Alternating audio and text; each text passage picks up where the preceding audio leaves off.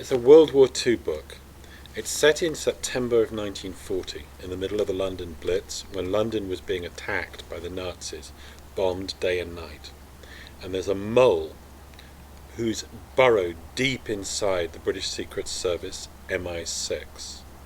And he has orders from Berlin, as in the title, from Hitler, to assassinate Winston Churchill, which will change the course of the war. Detective Trave, detective only at this point, because it's a younger Trave than in my previous two novels, The Inheritance and The King of Diamonds, suspects the plot, and it's only he and a young woman who can try to foil the plot and save Churchill before it's too late.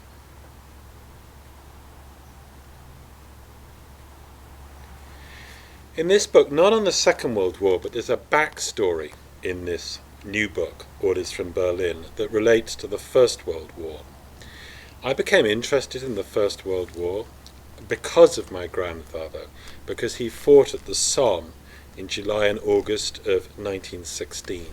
My grandfather was obviously very affected, who wouldn't be, by the trench warfare, and it comes through in The Lord of the Rings, both obviously in the passage of the Dead Marshes, when Frodo and Sam, guided by Gollum, have to go through a place where there are corpses among the marshes, holding candles, as Gollum says, which are obviously reminiscent of the trenches. And also I think in his hatred and horror of modern machinery, which you get in Saruman's Isengard, which you see in Peter Jackson's movies, with all the terrible machinery and the orcs coming out of the ground. So World War I had a very big effect on me, and in this book World War I provides the backstory, because there is a relation of one of the characters, which is critical to the story, who was shot at dawn for desertion. There were over 300 men who were shot by the British Army for desertion in World War I.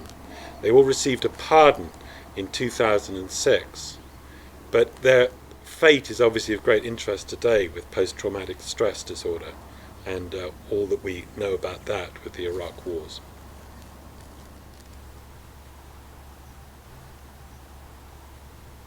I think my writing is quite visual, and so I've always been inspired by movies. I suppose the most direct movie that ever had an effect on me was the Harrison Ford Witness.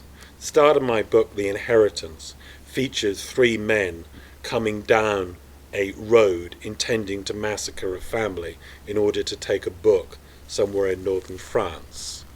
And that vision came to me direct from seeing Witness, where Harrison Ford is hiding among the Amish, and the three men are so casual as they come over the crest of the hill and walk down into the Amish community with the rifles over their shoulders. I always remember how casual they were. And then, with regard to my new book, Orders from Berlin, I've been terribly affected and interested and inspired by the Eva Braun YouTube videos that were taken at Berchtesgaden of Hitler in the late 30s and in 1940. And with the new lip sync technology, it's possible to actually see Hitler and see what he was saying. You can see extraordinary things like him talking about Goering and saying, now I understand why pigs eat their own flesh, as he watches Goering eating. This kind of thing makes Hitler actually really vivid. And one of the things that I tried to do in my new book is to have real characters, both Churchill and Hitler and several of Hitler's henchmen, including Goering, interacting with fictional characters, which was an interesting writing experience.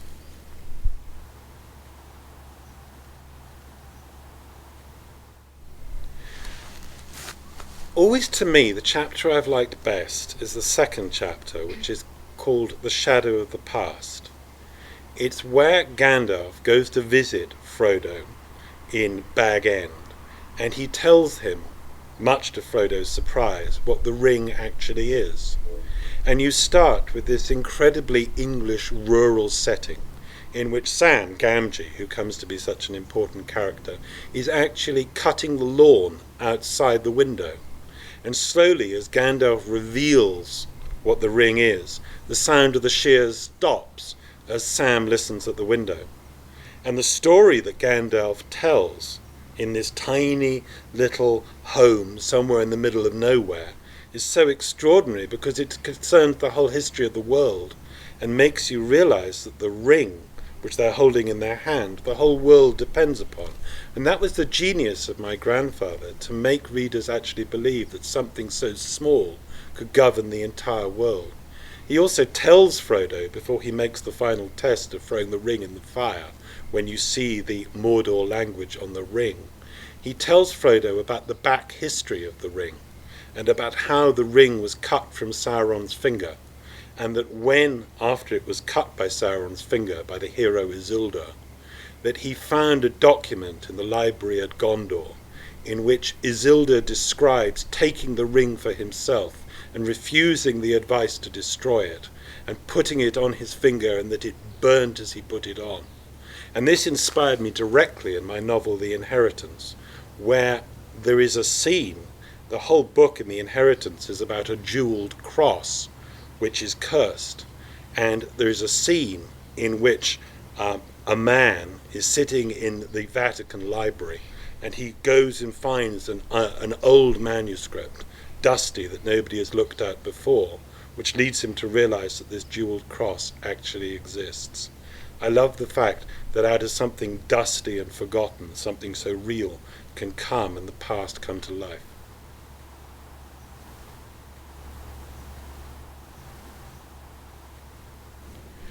September of 1940 is to me the most significant point in modern history. And modern history has always been my great love. It's what I studied at Oxford University. And September of 1940 was when the world, in a sense, stood on the edge of the precipice. It's difficult for us to imagine now, with hindsight, that Hitler could easily have won. The fact that he didn't was because England held out. France fell like a pack of cards. The British army was driven into the sea, and only Churchill stood in his way. And it came to me that Churchill's defiance was what was critical to the outcome of the war. Hitler, in fact, had no wish to fight the British. Hitler was always a racist. It was the Russia that he wanted to attack and to take over the Slavic East. He wanted to make peace with England. And there was a whole party in England, Churchill's party indeed, that wanted to make peace, but Churchill would have nothing of it. He said that we must choke on our own blood defending our country against Hitler. And so the bombs fell and Churchill defied him, and it came to me that everything could have changed if Churchill had been removed. If Churchill had been removed, the party which had appeased Germany prior to the Second World War would have made peace. And at that point, Hitler would have stood supreme, and he would not have had to fight a war on two fronts when he invaded Russia the following year. And so from that, I came to the idea that what would have happened if Churchill had been removed? And I centered my plot on an assassination against Churchill, because that would have changed everything.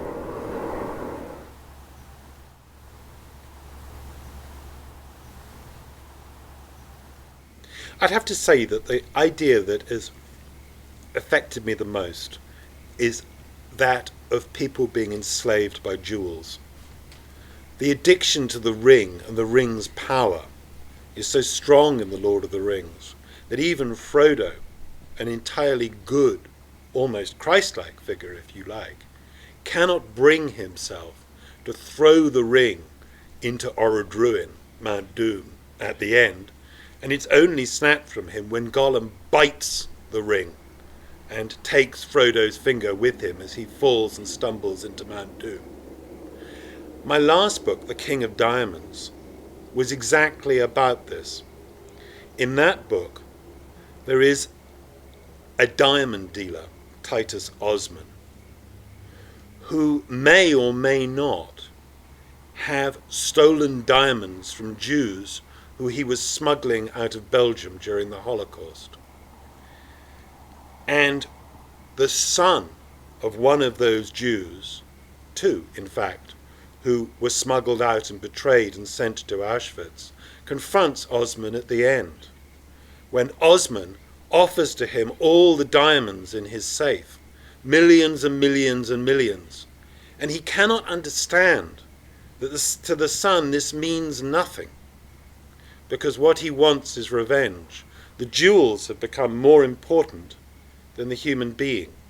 Obviously, going back to an earlier question, this is terribly reminiscent of another film, Marathon Man, and that wonderful scene where Dustin Hoffman confronts Laurence Olivier as Mengele inside the water tower and makes him eat the diamonds.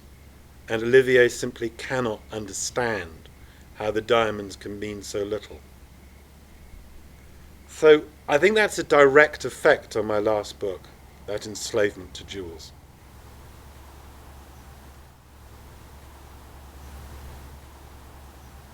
It's coming out early in England in November, and then it's coming out in the US in December, obviously around the time of the Hobbit movie, which we're all looking forward to with bated breath.